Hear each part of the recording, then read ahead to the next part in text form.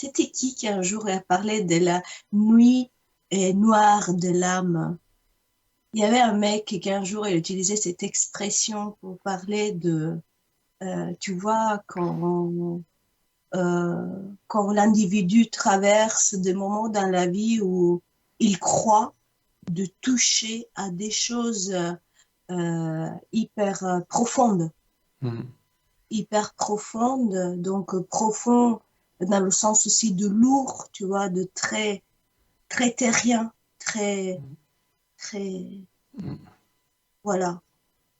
Et du coup, je me suis rappelé, tu vois, j'ai regardé des notes, j'ai cherché le salut dans mes notes de cours, Mhm. tu vois, le délire. Mhm.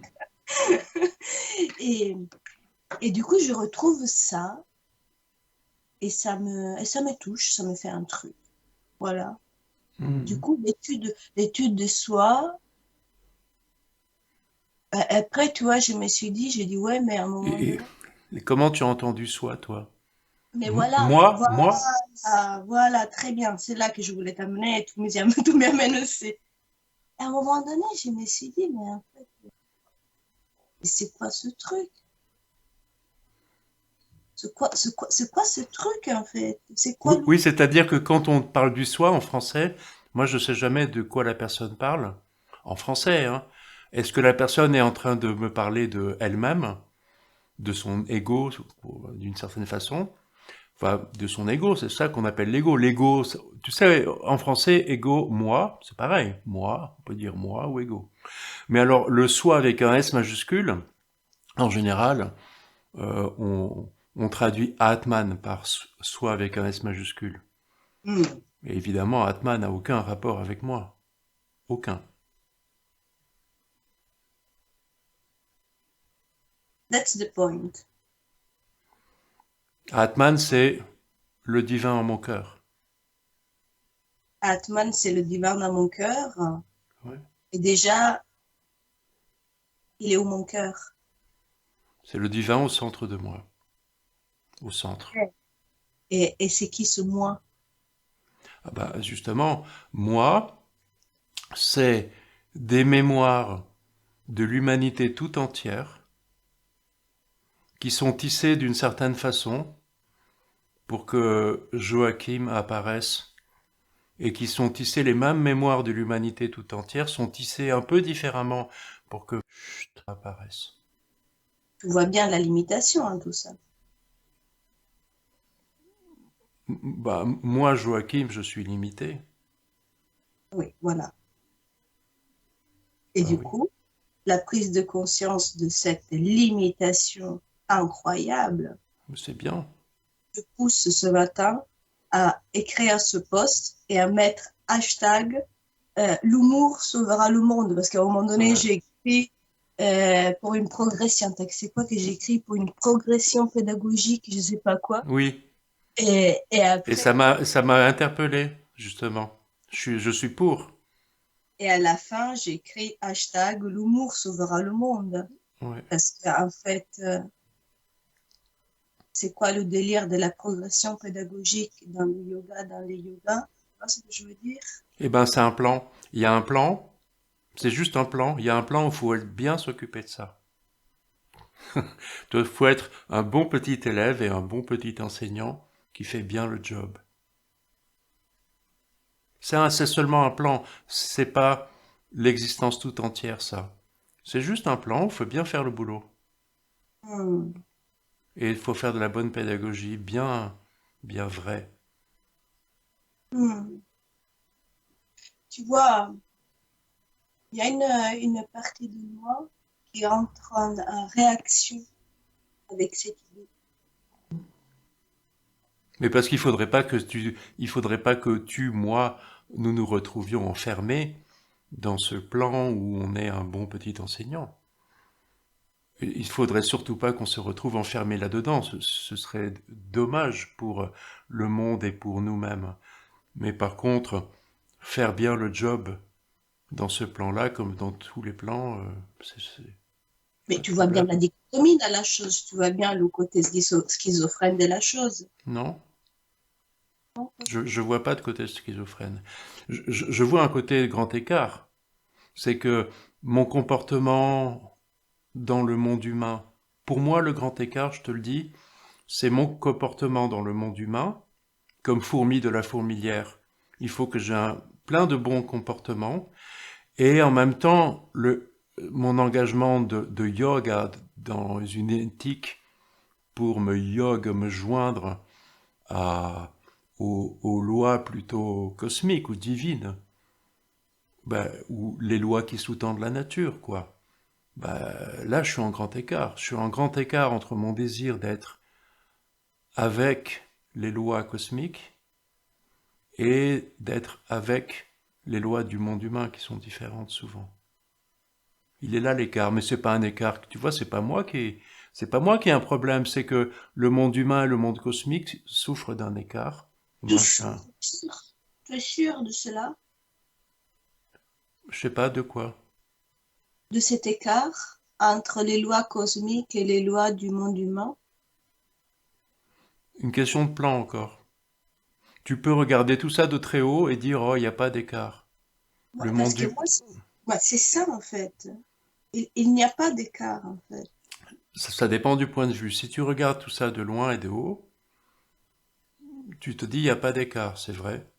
Mais en tant que petit humain, je vis pourtant un écart.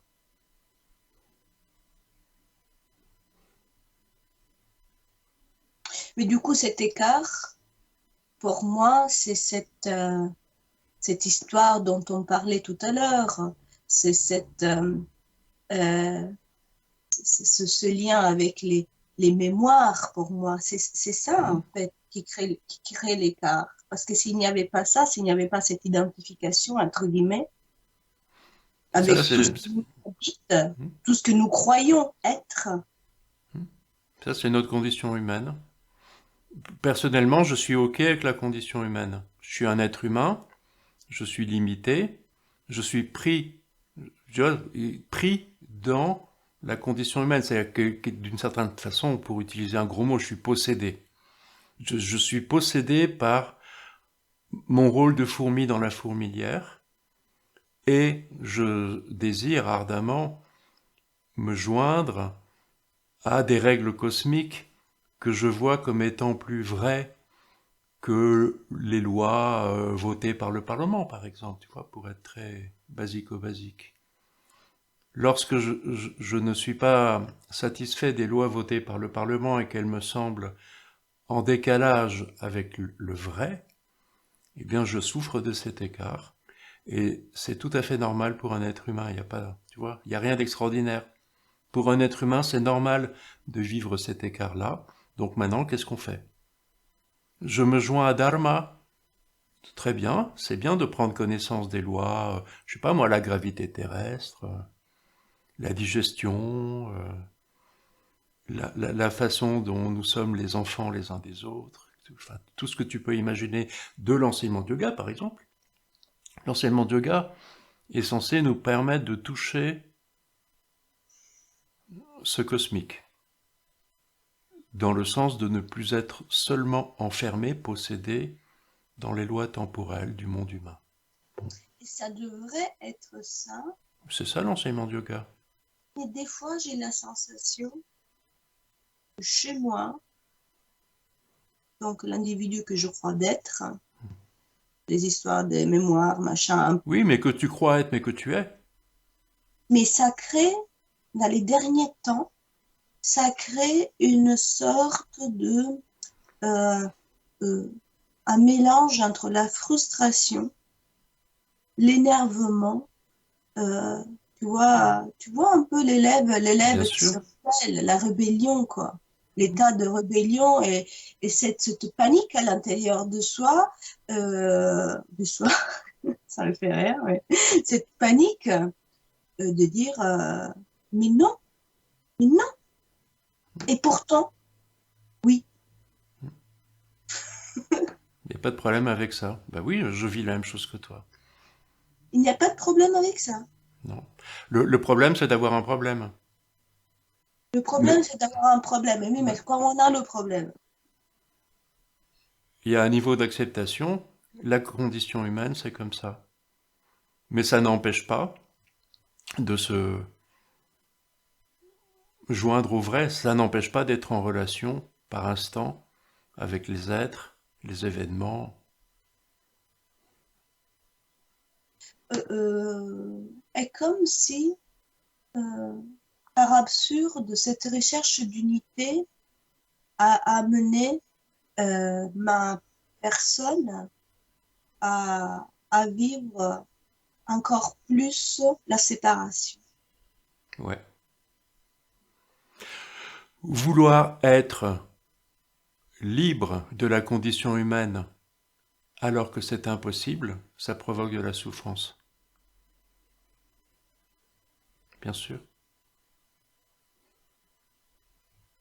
Du coup, tout à l'heure, pour revenir à Zvadiyaya, tu vois, Tu vois, ça provoque de la frustration, tout simplement.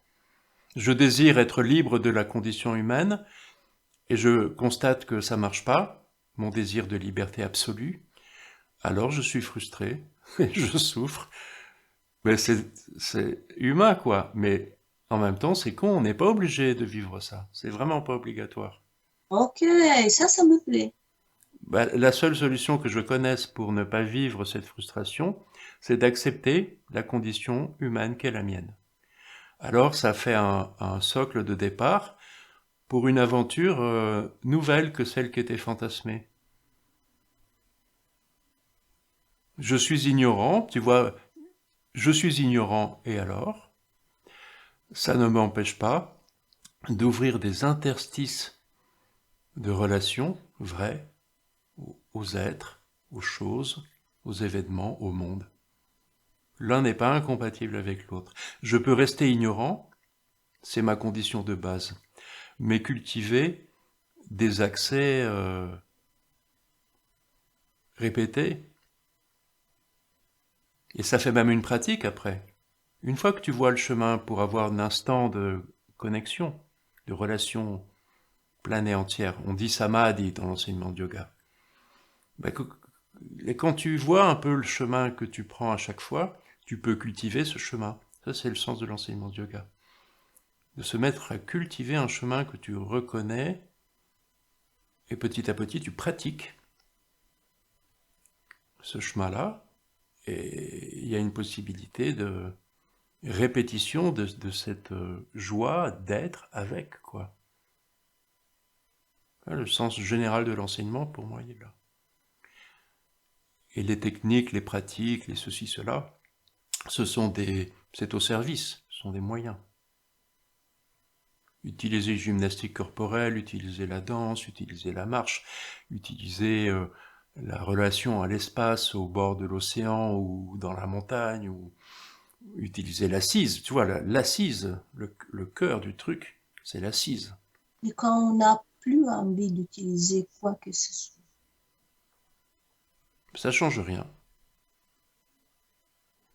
tu vois le point ou pas? Ouais. Pour moi, il n'y a pas de règle. Pour moi, il n'y a vraiment pas de règle. Si je ressens le besoin d'aller marcher pour trouver un rapport à l'espace qui, qui, qui fait partie de ce chemin de relation pleine et entière au monde, si je ressens que j'ai besoin d'aller marcher, ben je le fais. Ou si je ressens un besoin de s'asseoir pour cultiver ça, je le fais. Mais c'est pas obligatoire. De toute façon, tu sais bien, dans l'expérience, mes moments de samadhi, quand je suis avec, vraiment, c'est pas parce que je suis assis, hein, ça n'a rien à voir. En m'essayant, je cultive quelque chose comme un musicien fait ses gammes. Mais ça va pas me procurer un résultat parce que je suis assis quand je suis assis. Je fais juste des gammes et ça produit aucun résultat dans l'assise, bien souvent. Parfois, ça produit un résultat dans l'assise, mais le plus souvent, ça produit pas un résultat. Ça produit même un résultat confusant. Tu vois, m'asseoir, c'est souvent être en relation à ma confusion. C'est pas super agréable, Mais je m'en fous, je le fais, c'est fait comme faire ses gammes. Après ça, samadhi, c'est-à-dire ces instants de grâce, de relation, bah, ils adviennent quand ils adviennent. Et moins je m'y attends, moins je le désire, et mieux ça marche. Mais les pratiques, quitte à se botter le cul pour pratiquer le matin, bah, elles jouent leur rôle à leur place. Il ne faut pas tout mélanger, tu vois. Si tu es très cash avec ton expérience, bah, il faut s'adapter à l'expérience, c'est tout.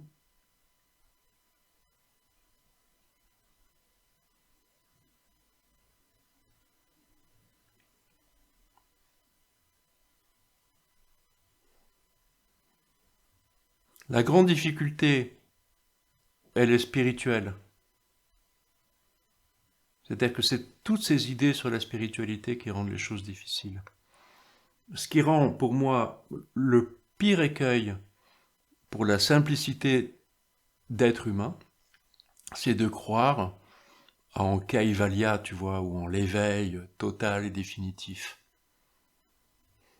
Ou croire que je vais trouver Dieu, ou croire que je vais trouver je sais pas quoi. Ça, c'est vraiment, ça rend les choses extraordinairement difficiles, quoi. Et pourtant, il y a dans, dans ce romantisme de la croyance, Ouais. il y a, il y a une force. Tu sais, moi, j'étais pendant un moment de ma vie dans la bhakti, quoi. Mhm. La bhakti, la foi est fondamentale. Mhm. Et quand tu es dans ce délire-là, il y a quelque chose de hyper De hyper. puissant. Ouais.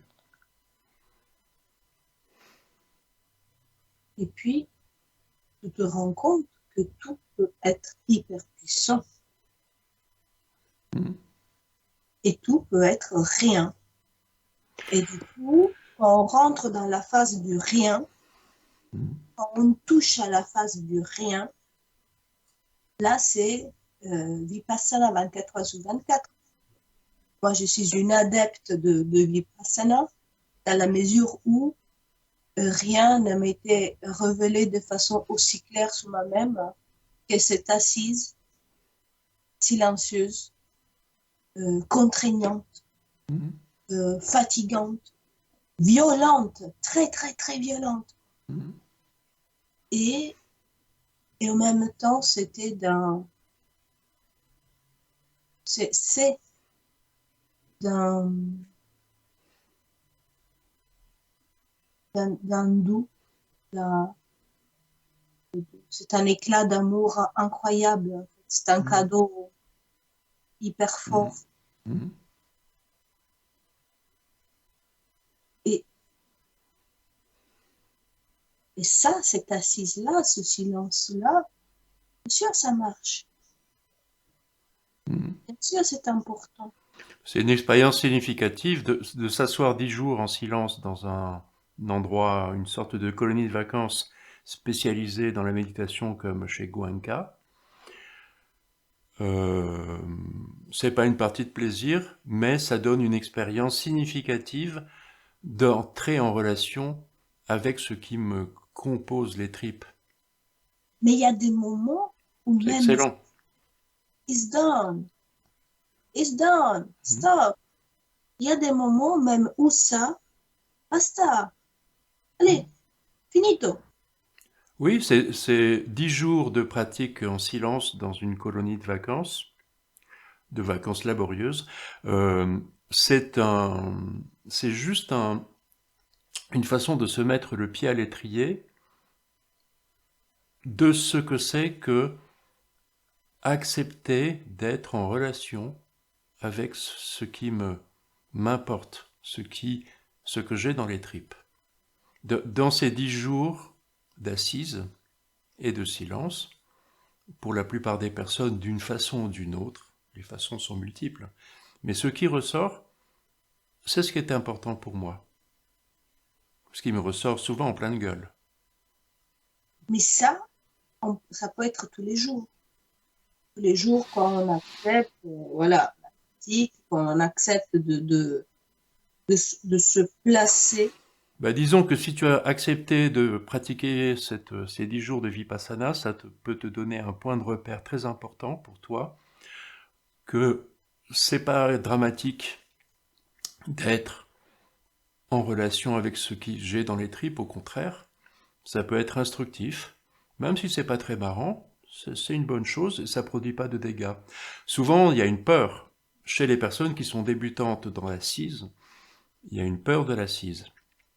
Le pari de Goenka comme gourou, c'est de prendre cette peur de face et de dire, bon, bah, puisque c'est comme ça, on va s'asseoir et en plus sans parler 10 jours. Voilà, comme tu disais dans ton humoristiquement, c'est question pédagogique. Mais voilà, ça donne des fruits. Mais tu me parlais de la bhakti, c'est autre chose. Je te parlais de la bhakti, oui, aussi, parce qu'il y avait aussi une histoire. Mais il y a beaucoup d'idées préconçues, je trouve, sur toutes ces choses. Il y a beaucoup d'idées préconçues. Peut-être, Hmm.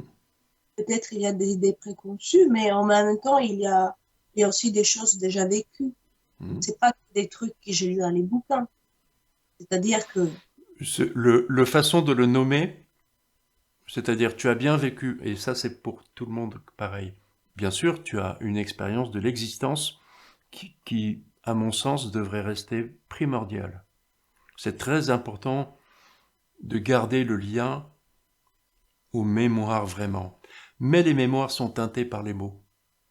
Et par exemple, cette façon de nommer Bhakti, ça vient des bouquins.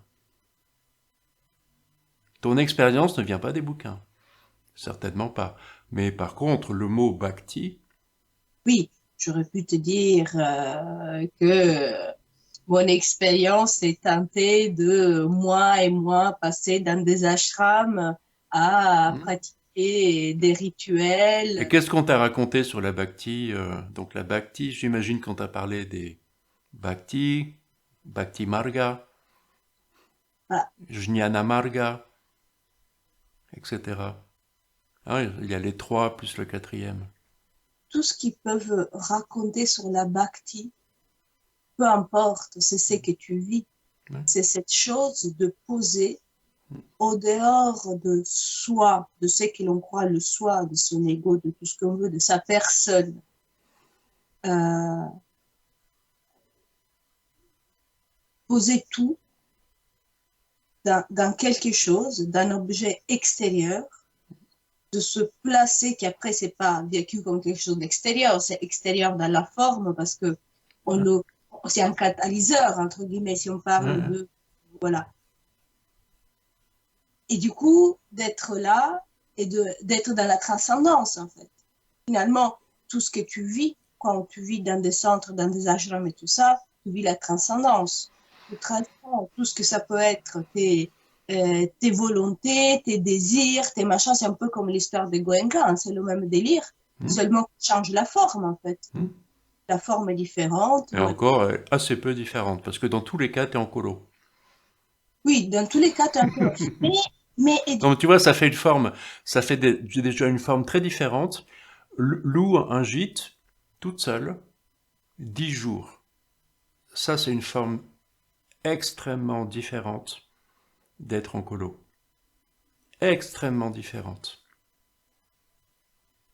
mais justement, ça, c'est dans le quotidien, après. Louer un gîte pour pratiquer l'assise 8 à 10 heures par jour pendant 10 jours, c'est une expérience très différente de faire la même chose dans une colonie de vacances. Moi, j'ai vécu les deux, extrêmement différents. Et vraiment très très différents. C'est-à-dire, Ben, le fait d'être seul et d'être en groupe, c'est très différent. L'expérience est très différente. La difficulté, les facilités. mais ça, c'est tous les jours, Joachim. Oui, mais là, on ne parle pas de tous les jours. On parle d'expériences exceptionnelles et significatives qui ont leur rôle à jouer. Oui, mais moi, c'est tous les jours, Joachim. Toi, tu parles de louer un gîte et de se poser en méditation, Mm. de se dire, OK, là, je me donne pendant 10 jours, 8 heures de Ouais. pratique et tout ce qu'on veut. OK. Non, mais je te réponds parce que toi, tu me parlais ashram, nanana. Donc moi, je te dis, ah, si tu veux un truc différent. C'est une expérience. C'est une Oui. expérience. Et du coup, pour Les ashrams servent à donner des expériences particulières qui sont très pédagogiques. C'est le but. mais ils sont très pédagogiques, oui et non. Parce qu'après, quand tu te retrouves tout seul dans ton gîte, ou tu te Mm. retrouves tout seul dans ta maison pendant 10 jours, chose qui peut arriver à des êtres humains qui ont choisi Mm. de ne pas, comment dire, faire du travail la force motrice de leur existence. Voilà. Euh, Là, tu te trouves face, en fait, au fait que la colonie de vacances, heureusement qu'elle existe parce qu'elle te porte, Mm. et quand il n'y a pas la colonie de vacances, Ça rend la chose possible. Tu vois, moi je dis toujours aux gens, mais faites Vipassana, c'est super, parce que ça rend la chose possible. Et c'est pour ça que c'est très intéressant, mais Goenka a inventé un peu le truc. bien, à quoi bon, si c'est possible, si après, Ah, mais toi c'est facile, tu as déjà passé. C'est facile de dire ça pour toi. Tu es déjà passé, je sais, apparemment. mais je pourrais y passer encore 100 000 fois, c'est pas un big deal. Le big deal, c'est de Ce n'est plus un big deal. Avoue qu'au moment où tu y étais, c'était un big deal. dire, Et maintenant, ce n'est plus un big deal, mais tu l'as fait. c'est le daily life, c'est la vie de tous les jours, le big deal. Oui, bien sûr. C'est de ça que moi je parle. Oui. Et quand je parlais dans le post des Zwaliaya et je mettais hashtag l'humour, etc., etc., mais c'est de ça que je parle en fait. Mm. Quelles sont les références? Quelles sont les vraies références, Joachim? Et il nous parle d'études de soi. Non, alors Svayaya, ça veut pas dire ça tout à fait. Justement, mais je te branche là-dessus après. Oui, l'étude de la divinité présente en soi. Je me souviens plus de la définition exacte. Ok, Mm. de la divinité présente en soi. Et déjà, il y a tout un lexique à clarifier Il y a tout un contexte à clarifier. et à voir également si je suis encore d'accord à accepter ou pas des concepts. Ouais. Quels sont des concepts? Mm. C'est des pédagogies. Je suis dans un moment de ma vie en révolte contre les concepts. That's the point. Tu comprends? Mm. Ben, moi, je trouve ça juste de s'en détacher. C'est comme ton expérience du Vipassana. Une fois que tu t'es fait un paysage conceptuel clair, complet, alors c'est le moment de s'en détacher. Mais là, il s'agit de se détacher de quoi? De soi, de se détacher Non, d'une image artificielle qui est faite par un enseignement, et cet enseignement sert d'interface entre toi et le monde, pour faciliter la relation entre toi et le monde. C'est une interface artificielle, l'enseignement, qui te permet d'entrer par intermittence en relation profonde aux êtres, aux choses, aux événements, au monde.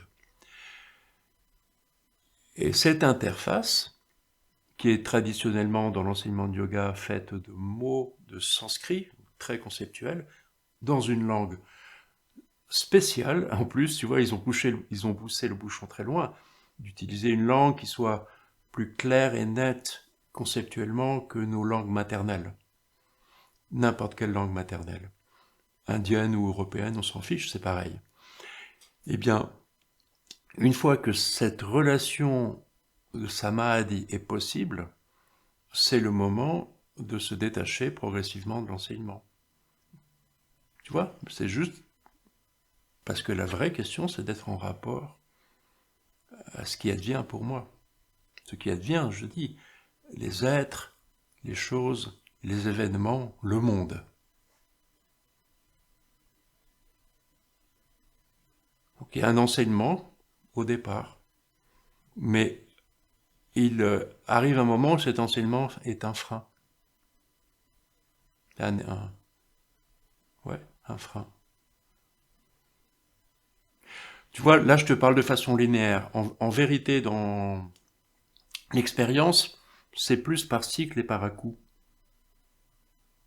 En tout cas, ce qui est sûr, c'est que d'être possédé, pris dans des histoires conceptuelles, même en sanskrit, c'est pas juste.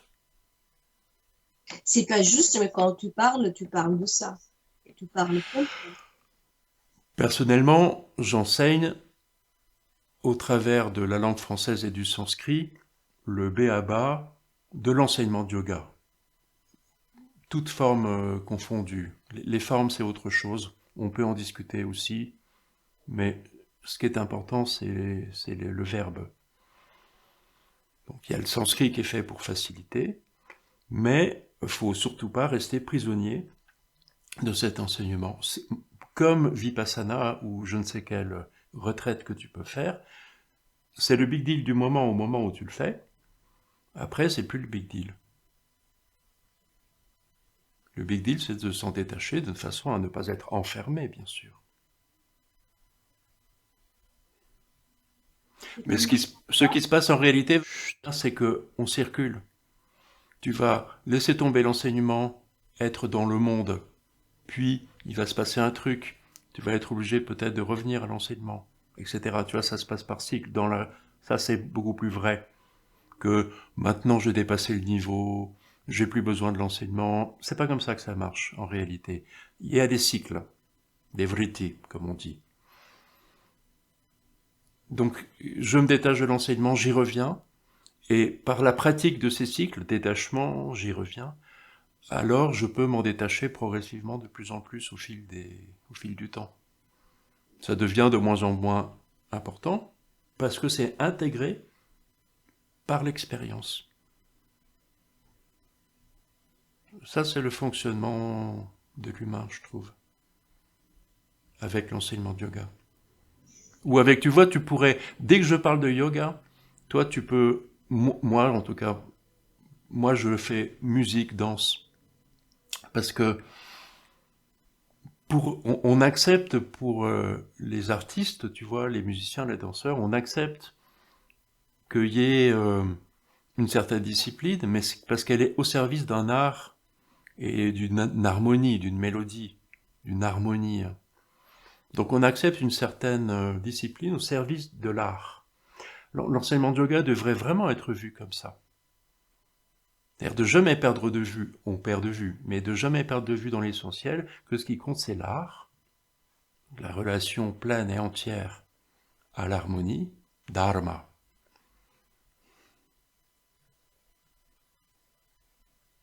On ne perd pas ça de vue, on le perd de vue, tu vois, il y a des cycles.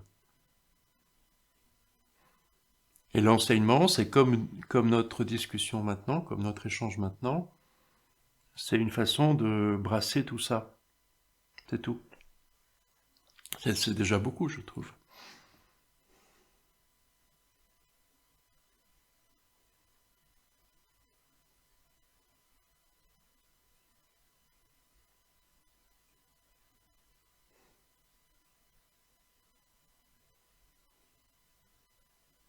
On n'a plus rien à dire parce qu'on a bouclé une boucle.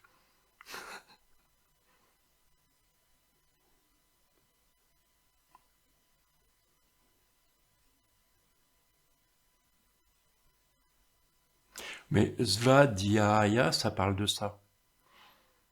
On traduit souvent par étude, pour faire une traduction concise. Ouais, concise, à l'arrache, quoi. Mais sva, c'est le moi. Di, c'est l'intelligence. Mais la pensée. Mais c'est pas la pensée dans la tête.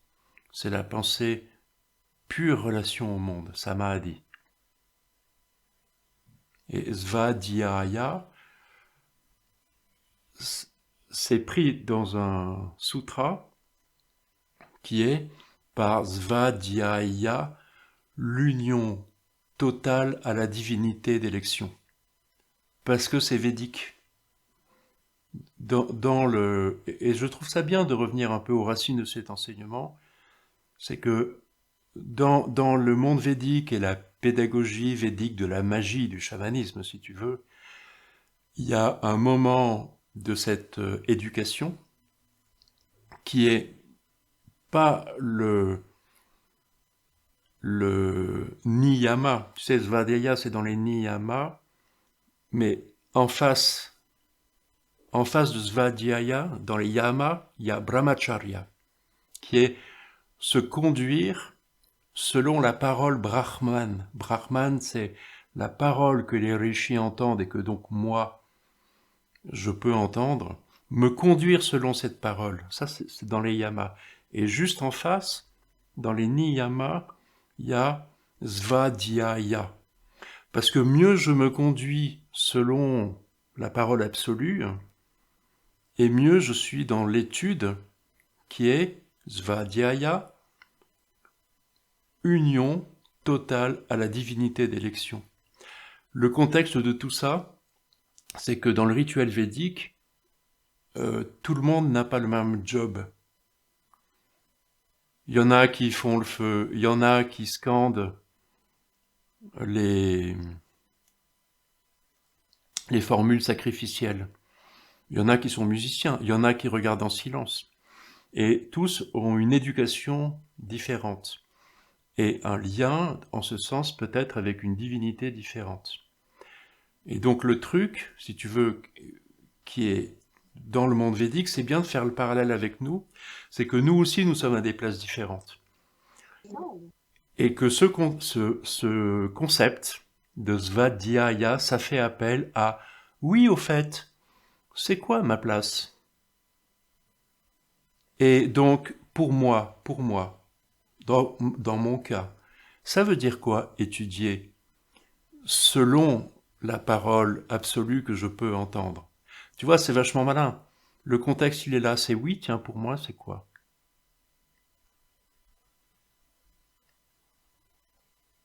C'est Svadhyaya, c'est trouver un terrain d'étude. Mais regarde, prends un Européen de base qui habite chez ses parents, enfin enfant, tu vois, va à l'école, puis passe le bac, arrive à l'université, tu vois, dans tout ce parcours qu'on a tous vécu plus ou moins, on te dit qu'est-ce que tu veux faire? Alors, pour certains, Svadhyaya, ça va être étudier la boulangerie, mais, ou la pâtisserie, ou faire hippocagne, ou mathsup, mathsp, j'en sais rien, tu vois, et une façon donc de s'engager puissamment dans l'existence selon une place particulière. Et pourquoi s'engager?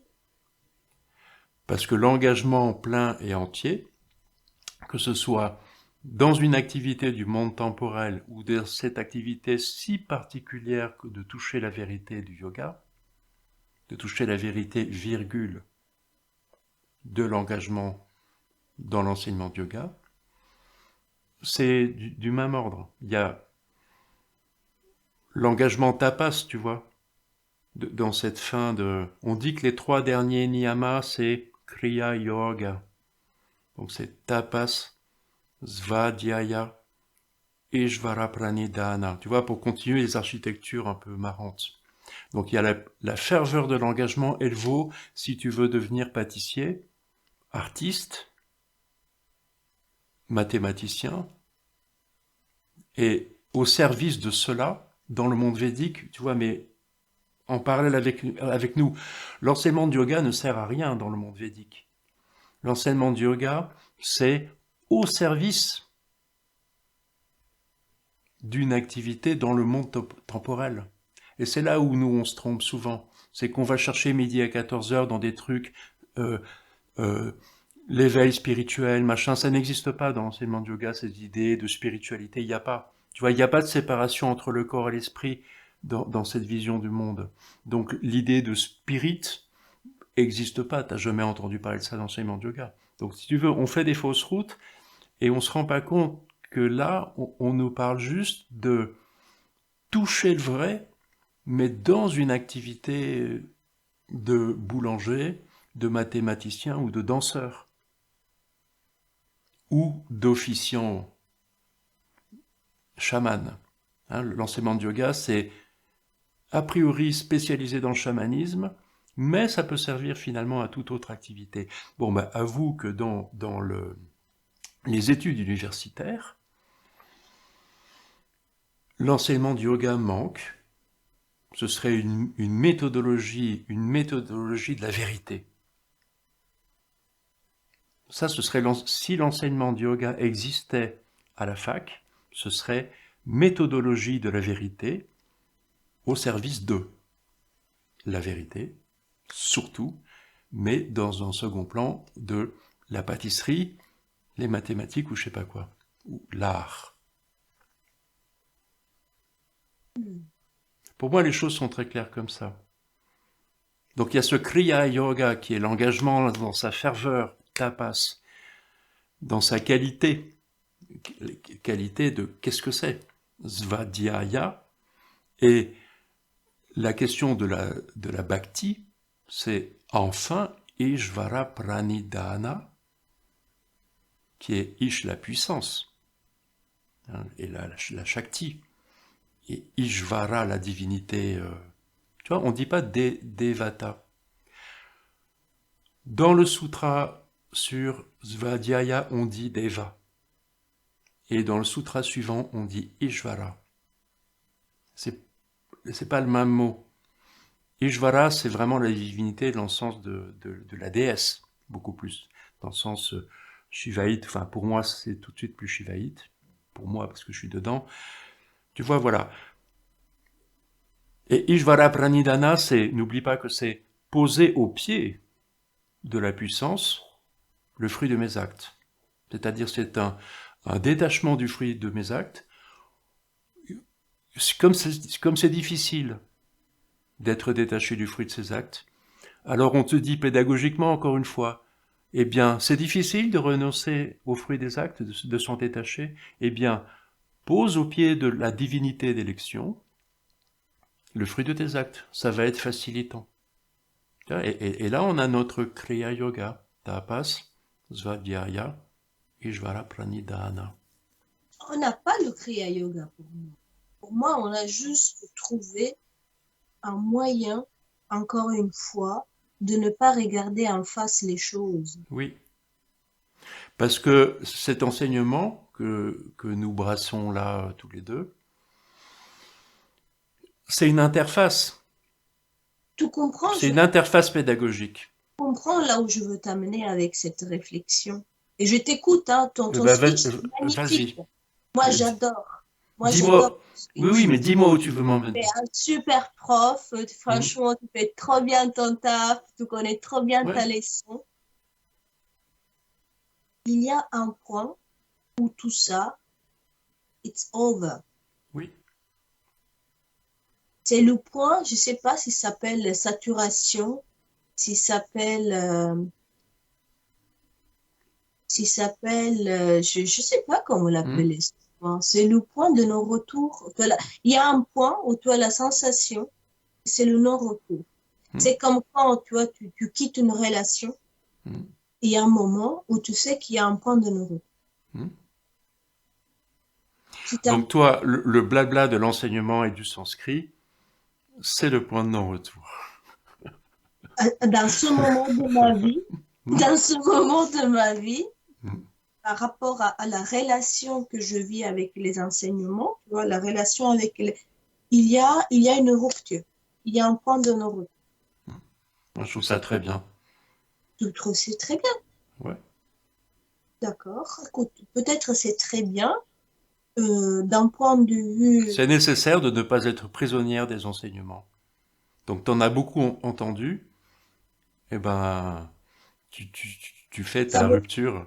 C'est très bien, il faut le faire. Mais si demain tu as de nouveau besoin de ce patrimoine que tu as intégré, bah, tu y feras appel si tu en as besoin. Et donc tu rentres dans des vrittis, dans des cycles d'autonomie de mon rapport de vérité samadhi. Tu vois, tu vas expérimenter ton rapport aux êtres, aux événements, aux choses, au monde. Sans baratin d'enseignement. Et si jamais il y a des couacs, bah tu t'en fous, tu as l'enseignement rangé quelque part. Tu vois, c'est parfait. Et donc tu rentres dans un cycle, autonomie de la vision, besoin d'enseignement peut-être plus tard ou pas, mais tout ça me semble sain et vraiment normal. Ne surtout pas se trouver enfermé dans cet enseignement du yoga, comme dans les pratiques, c'est pareil. Les pratiques les pratiques corporelles qu'on aime bien au XXe siècle, au XXIe siècle. Ces pratiques corporelles sont aussi un lieu d'enfermement potentiel, terrible, où Moi, je dis souvent qu'on collectionnerait les postures comme des cartes Pokémon. Pas mal. Un truc d'enfermement pathétique, mais très fréquent.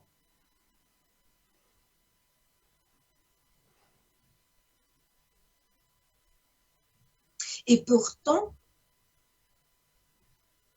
il y a une autre partie de moi, parce que c'est ça, tu vois, c'est tricky la chose, c'est vraiment c'est pernicieux. Il y a une partie de moi qui n'est pas dupe.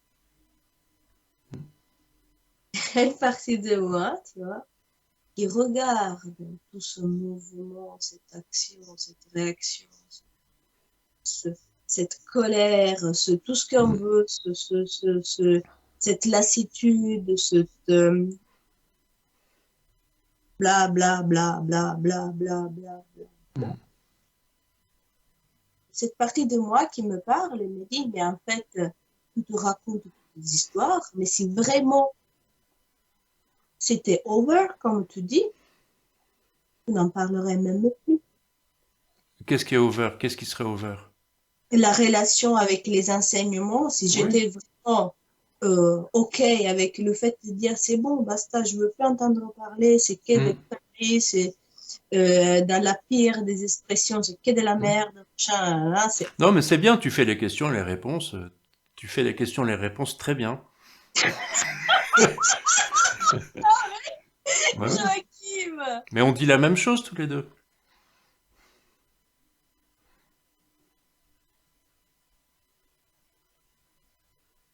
Ah, mais comment dire en français? Avilente.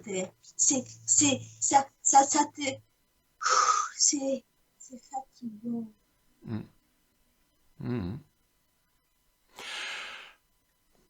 La seule recette un peu magique que je connaisse, c'est de considérer mon appartenance à l'humanité. Et que donc ma condition d'humain, bah, mes tribulations, mes problèmes, etc., c'est normal, il n'y a pas de souci. Rebelote. Tu vois? Mais oui, là, c'est le personnage de la colère. C'est la séparation. Là, c'est la séparation et la colère. Et c'est difficile. Mais je compatis, Bah oui, on est pareil, hein, vraiment. Enfin, je me reconnais, je te reconnais.